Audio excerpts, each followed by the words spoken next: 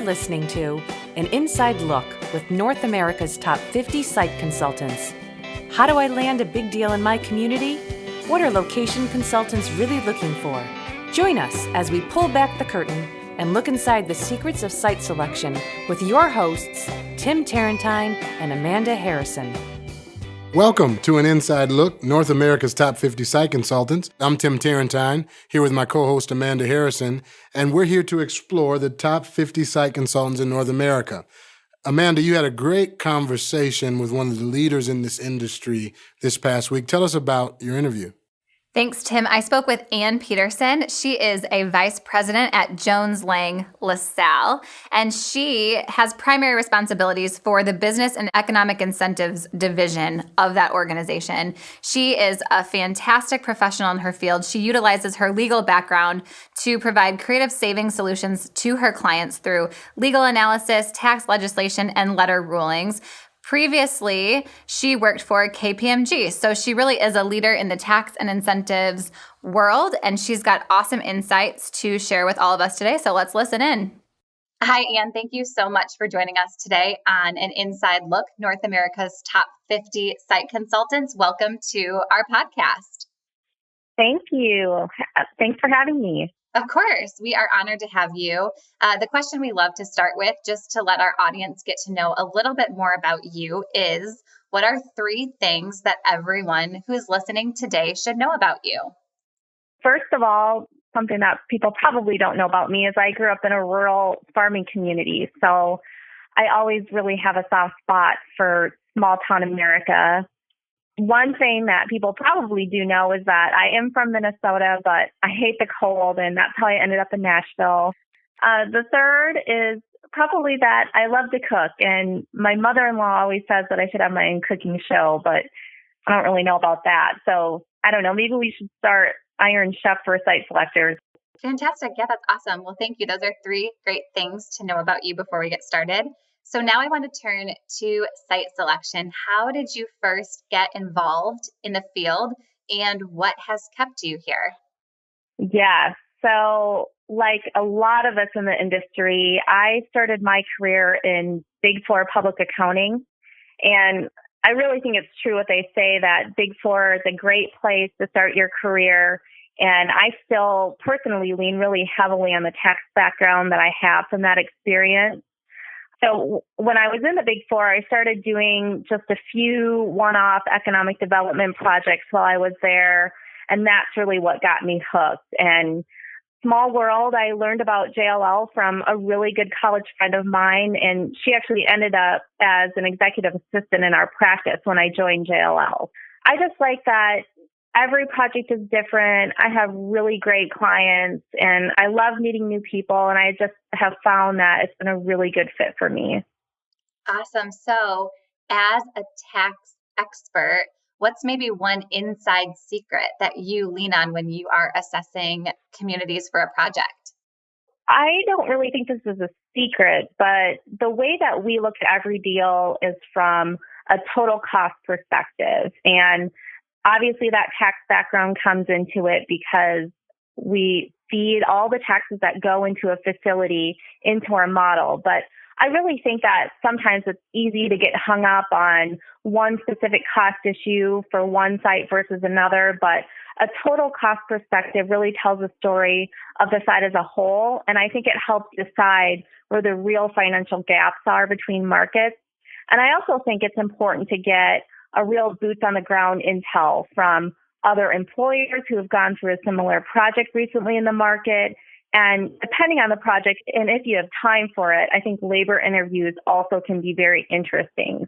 I think it's, obviously that financial piece, but then also getting some real boots on the ground, being in the community and getting that experience as well. Yeah, I like that perspective of looking at it both ways, the financial, like you said, but also that boots on the ground, really to get that inside perspective and that real life experience. As you're working with your companies and your clients today, what are some of those key issues that keep resurfacing that seem to really have top priority and top weight when looking at different communities? Sure. So this probably will not come as a surprise, but labor. labor is always top of mind. Where is it coming from? Does the community have enough net migration to sustain a certain industry or a certain cluster of employers in a certain industry? And then also, does the community have what it takes to help companies attract and retain top talent?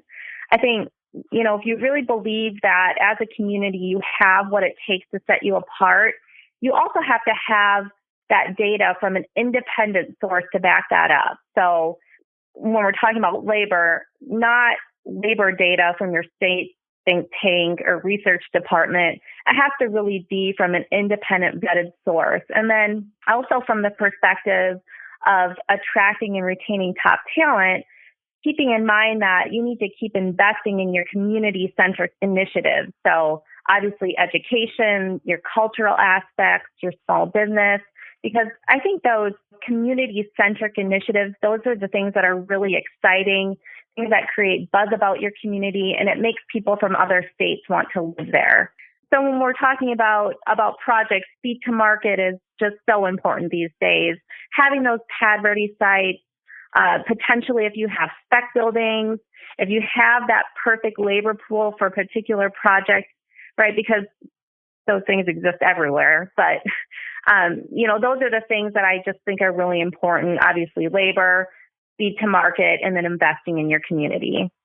So now that we've heard what those key issues are, what are some of the best marketing strategies that you've seen that work really well on you? And maybe it's how communities or economic developers are communicating those things, like their talent force, like their quality of life. But what are the best ways that you've seen that they can get those messages across to you and other site selectors in the industry? Not email. Please, no more email. Yeah, there's so much of that today. Right. But in all seriousness, for me, face-to-face always works best. I just, phone or email tends to get a little impersonal for me. I like to be face-to-face with someone so I can read the situation and build that personal relationship. And that's why I say face-to-face. I know it's not always possible. And especially for me, I'm based in a smaller market, Nashville, so I don't get a lot of opportunity for more personal interaction like some of the larger markets do, but the emails just really don't do it for me. Well, I think that's a good reminder, especially with the way the world is moving. There's so much technology and so many digital forms of communication, but it is a good reminder that a lot of it comes back to that core fundamental way of communicating, which is face-to-face and building relationships. So I'm glad that you brought that up. I want to turn a little bit more towards you as a leader. And how do you personally define success? Mine is really short and sweet. So success for me is really when others only have great things to say about you and your work ethic. I think that what your peers have to say about you is so important. And I think that is the highest form of compliment when they have only great things to say. Absolutely. Good answer. What about leadership? So what is one leadership lesson that you carry with you that maybe you've learned or experienced throughout your career that you could pass on to others who are listening today? I really think that you're only as good as the people that you surround yourself with. And as a woman, and I think especially as a woman in this industry, we should be lifting each other up and not tearing each other down. So for me personally, I really want to be an inspiration to others in my actions. And I think because in this industry, you're only as good as your last deal. Your actions and your work ethic and your integrity really have to stand alone and speak for themselves. Great. And those are also lessons or insights that, again, are perfect for this industry, but really can carry throughout whoever is listening today. So fantastic. And then I'm going to get you out of here on this very last question. If you could tell a room full of economic developers just one thing, what would that be? Oh, it would be definitely learn your programs. Please learn your programs. I feel like one of the greatest things in an economic developer's toolkit is the incentives. I mean, that's really the icing on the cake, right? So you should know those programs like the back of your hand, your state programs, your community programs. please know them, understand the in and out. You should be a walking encyclopedia regarding wage thresholds, investment criteria, and other administrative issues. And another thing that I think is important is to think about the questions that you get asked all the time and have documents on hand that can answer those questions that you can provide readily. For me personally, one thing I'm always looking for is a timeline for approval for each program. And you should be able to easily lay out the approval process for various programs, approval meeting schedules, and the contracting process. And, that's something that's so important to me, but yet no one really seems to have this at their hands, at their fingertips when I ask for it. So, learn your programs and understand what it takes to close a deal for every program. And all very practical advice. Well said. And thank you so much for joining us today, for your time, for sharing your insight. And of course, we just want to congratulate you one more time on being named one of North America's top 50 site consultants. Thank you so much. It's an honor. Thank you. Thank you for tuning in to North America's Top 50, produced by Consultant Connect, where we're working to bridge the gap between leading economic developers and location consultants. To learn more about what we do and how to get involved, please visit consultantconnect.com or tweet me at Ron Kitchens.